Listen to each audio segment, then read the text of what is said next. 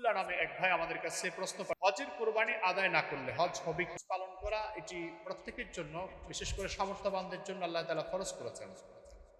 এই হজের মধ্যে কিছু গুরুত্বপূর্ণ বিষয় আছে, কিছু আমল আছে, যেটা হচ্ছে ফরজ আছে, ওয়াজিব আছে।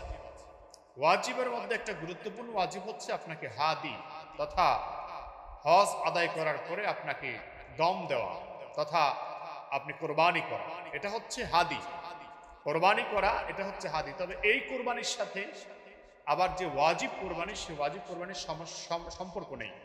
কারণ আপনি যদি সামর্থ্যবান হন, আপনি হজ করতে গিয়েছেন, তাহলে আপনি সেখানে হজের জন্য শুকরান একটি কোরবানি আদায় করবেন।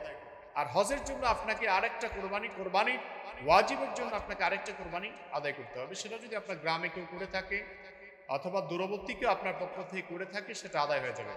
তো আমাদের মূল জায়গাটি হলো, এখানে জানার বিষয় হলো যে এখানে হজ করতে গিয়ে যারা নাকি জবে করতে দেন, পশু কোরবানি করতে দেন, অনেক সময় মুআল্লিম সাহেবের কাছে টাকাটা দিয়ে দেন।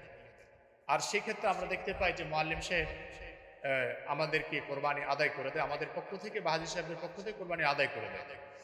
এখন এই ক্ষেত্রে যদি কোনো মুআল্লিম সাহেব টাকা নিয়েছেন কিন্তু কোরবানি আদায় করেন না, তাহলে হাজী সাহেবের হজ হবে কিনা?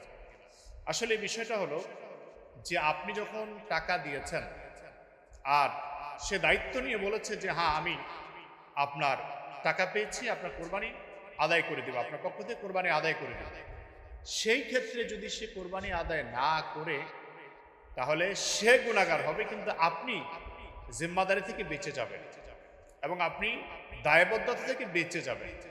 সুতরাং আপনি যদি পবিত্র হজে গিয়ে কোরবানি আদায় করার জন্য অর্থ দেন, টাকা পয়সা দেন, আর কেউ যদি জিম্মাদারি নিয়ে সেটা আদায় করতে চায়, যদি আদায় করে, তাহলে আপনি বেঁচে যাবেন, আর যদি আদায় না করে তাহলে আপনি বেঁচে যাবেন। কারণ পরবর্তী সময়ে এরকম একটা সুযোগ আসবে না যে আপনি আবার চাইলে সেই কোরবানিটা আদায় করতে পারবেন। তবে হ্যাঁ, যদি কোরবানি করার যে সময়টা আছে আপনার 10, 11, 12 এই 3 দিনের মধ্যে যদি আপনি সে কোরবানি আদায় করার সুযোগ থাকে, আর আপনি নিশ্চিতভাবে জানেন যে আপনার কোরবানি আদায় করা হয় নাই, তাহলে আপনি অবশ্যই আপনি আবার একটি পশু জবাই করে কোরবানি আদায় করে নেবেন।